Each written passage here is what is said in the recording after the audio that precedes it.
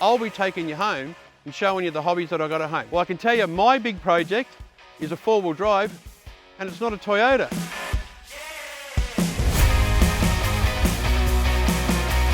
As promised, one of the last episodes that we did, we're going to bring you home, we're going to show you our own personal projects. Well, mine is hidden behind this door, but don't laugh. There's a lot to be said about this project. It's a personal project. A few of you've made some guesses. You all got it wrong. We're going to show some photos, some clips. We're going to open the door up. We're going to go in there and see what my personal project is. And not to have made one mistake, I've made two. We'll show you the second one in a minute. So not so fast, not yet. We're going to tease them a little bit.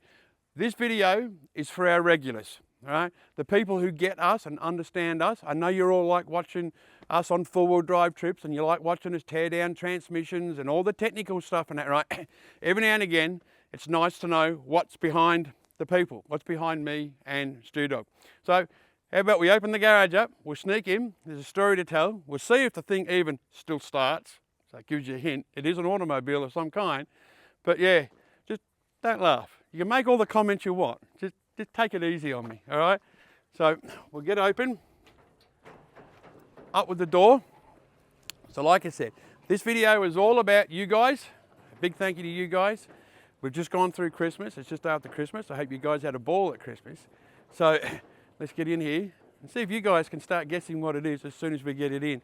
So this is where I actually do a lot of my own little personal, you know, just my little projects that I do at home and that. I've got more toolboxes in here I can poke a stick at. Well, there it is. Can you guess what it is?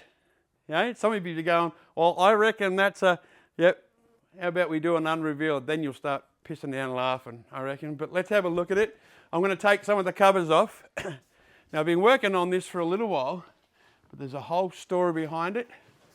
I'm going to take all these covers off. Kayla, the cameraman, is going to give me a hand to put them all back on. And we're going to go from here.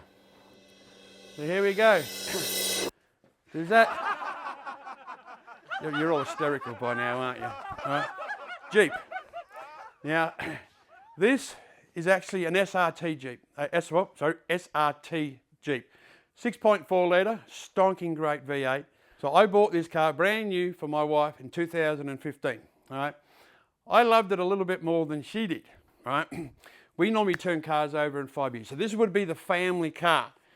So we normally own them for 5 years. We turn around, we bought another one. Before that, she had the 200 series. We sold that, we bought this. We sold this one. We actually bought the Lexus that we currently have now. And we love them both. But we sold this car to my sister, all right? And about 3 years after that, it got stolen. So this is a stolen vehicle. The sticker on the windscreen tends to give it away, all right? It's been tested for methamphetamines and all the dark stuff, and it tested positive. Unfortunately, the only reason why we got this vehicle back, because it was so heavily damaged. As you can see, we'll put some photos up of, you know, as we got them, and we've had to pull the car apart. Now, my wife saw this car and burst into tears. You know, the damage was extensive, and I made a promise that I'd put it together. I also said, wouldn't it be easier for me just to buy you another car that was much like it? And that answer was a firm no. All right. Now, it's not horrible. It is damaged. We tore all the suspension out. We'll show you some of the parts. Some of it was like how it got where it was. It was hopeful. It does have some damage to the bulkhead down here. So we do have to take it around. And if you're in Victoria, the laws are quite strict that if you do have a car that's been damaged and it's been repairable write-off, you have to jump through, you know, literal hoops to get it back on the road. Even the parts that you use to repair the car, you can't use from a statutory write-off vehicle. It has to be either new or from another repairable write-off vehicle. And you have to prove that point. You have to have a logbook of all the repairs that you've done, keep all the invoices, the whole lot, right? So we'll have a look, right? The car was given a hard time. When we did get it back, oh, I've been looking for that for about 6 months. 6 months. My wife was just about to buy me a new one because I couldn't find it. You have no idea what it means for me to find my Milwaukee torch. I am so chuffed that I just found my torch that I've been looking for non-stop. back to the story. When we got it back, the car wouldn't run. All the wiring had been severed on it. So we did try to start it. We had people come out. They'd actually changed the fob. That's how they actually stole it in the first place. I'll go through that and show you how it did it, because that was ingenious how they did it. We did eventually get the wiring repaired. We did get someone to come out and actually reconnect our original fobs. We actually still had the fobs, or my sister did. We got it started. We started the engine up. We serviced the auto. We serviced the engine just to find out how bad it is. You know, we aren't able to drive it yet, so we won't know until we get into it. But it ticked most of the boxes. The chassis rails seem to be straight. The towers are good. On the front, most of it was all right.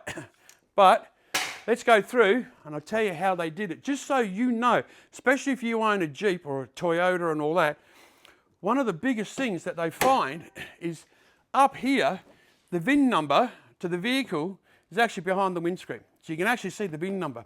So what happens, they'll find a vehicle that they know is regular at a shopping centre or something. In this case, it was Westfield in Knox. My sister works there. They saw it there all the time. They come up, they check the VIN, they go home. They go find the information that they need to be able to redo a new fob for this car, right? They come back. When they're ready, they come back. They simply go through the grill, right? They snap the wiring off for the horns. They shear them off so the horns can't go off, right? They do that in seconds. They then come around. In this case, they smashed the back door, right? Smashed the window.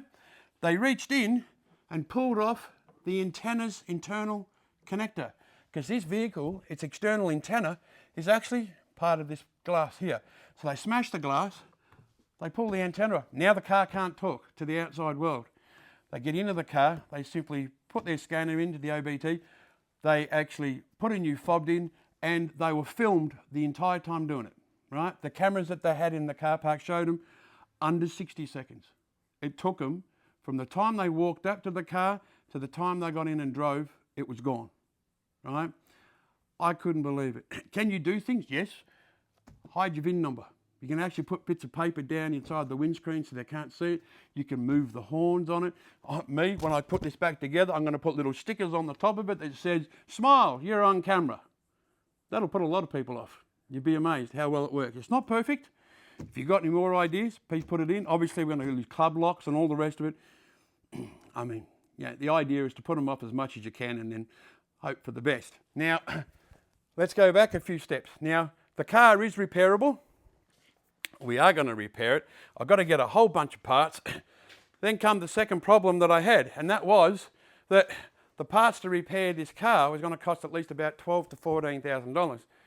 That was from a wrecker. I had to turn around and guarantee where all those parts come from, all the registration numbers that they come from, the whole lot. We've got to keep a diary. I have that diary here. So we started on a diary, one of the original photos of the car. We go through with just some of the invoices purchasing the vehicle. We've even got the original invoice from when we bought the car brand new, right? So we're adding all that in. We spoke to some engineers about it. We've chosen our engineers. They're just brilliant.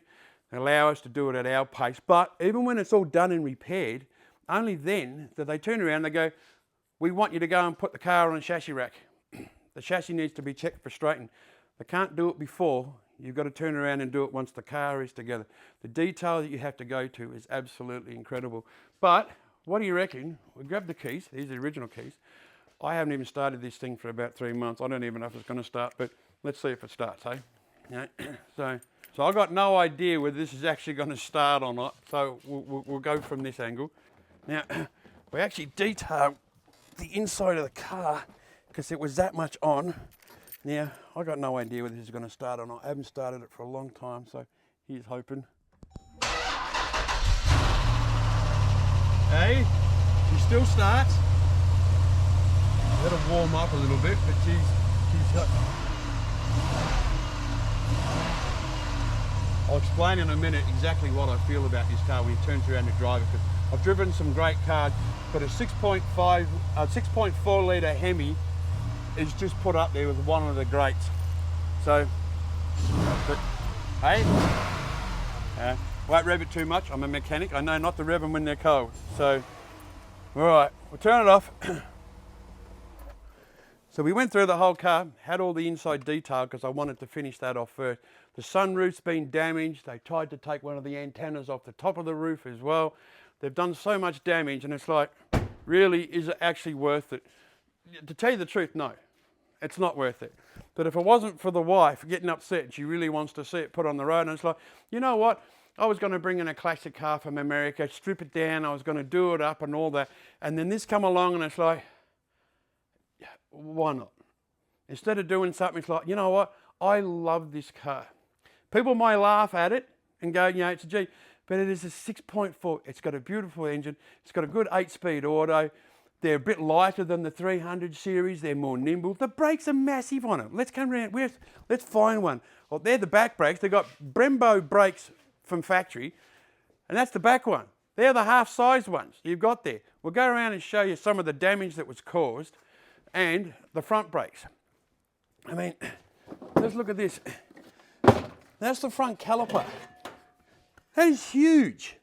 These are the brakes that they've got on them. They're massive. Well, that's actually the disc. The caliper's back here. They are massive, big Brembo brakes on them and that. So they're built to go fast. They're built to stop in a hurry.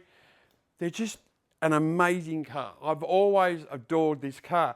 Now, I'm not doing this by myself. I've got my wife's giving me a hand, Tina, or Mrs. Rocket, as many of you may know, and young Tyler. He's been helping me up here at the farm with all the wildlife and that on and off. He loves the project as well. I've got a couple of photos here, so we'll actually add them in as a bit of a mission, a mash and all that type of thing about what we're going to do. Now, you would think it'd be bad enough having one project than to make a second mistake. So I didn't make one mistake. No, I kind of made two. There's another one, exactly the same year as well. It starts as well, except that one, number 4 cylinder's a little bit down, stole as well. So me and Tyler, we're going to pull that engine out, we're going to take it apart and see if we can fix that one up as well. I have no idea what was going on in my little old head when it comes to these projects, but I'm Rocket.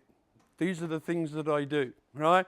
We're up here filming, so put a little clip in right now, what we were actually filming a little bit earlier on, and that right? Today, we're talking about our new Nissan Patrol. What the f was that? Today, we're talking about our new Nissan Patrol oil transmission upgrade thingy. What? Why is it so hard? You'll be on a page that is dedicated to all the shit that we have for your car. Right?